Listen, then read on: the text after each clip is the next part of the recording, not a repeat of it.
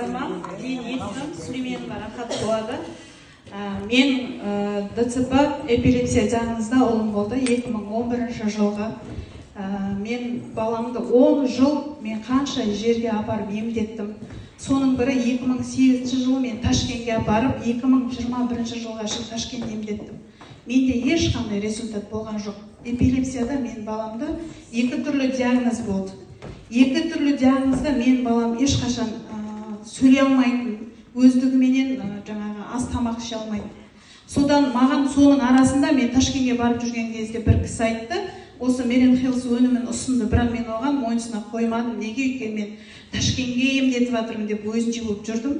Ақырында болмады. 2021 жылдың январ айында мен уже балам қатты судорога болып ауырды.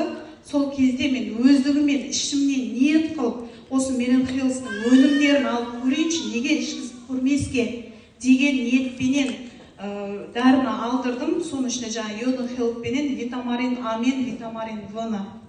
Сөйтіп соны ішімнен дұға тілегімді айтып ішкіздім. Аллаға шүкір, менің балам 3 ай ішті, 3 айдан кейін кәдімгідей результатпен жүрді, ауырған жоқ. Мен тоқтатып қойдым қаржылық жағдайға байланысты. Одан кейін 9 ай мен балам ауырмай жүрді. 3 ай өнімді ішкеннен кейін 9 ай ауырмай жүрді. 2022 жылы январда менің балам қайтадан судорог ұстады, бірақ легкий степенде ұстады.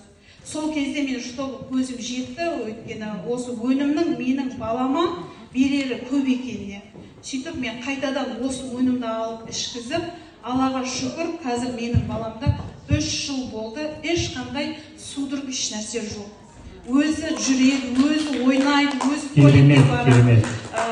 Қазір мен көбісі айтады маған, сен балаңды қалай жібересің жан-жаққа деп, өйткені мен қорықпаймын. Мен йодын хелп, витамарин ағылар ішкізіп отырған кезде ешқашан қорықпаймын, өйткені ол өнімнің арқасында менің баламның жазылғанына көзім жеткен. Мен Арман Қысқабаевқа өте рахмет айтамын.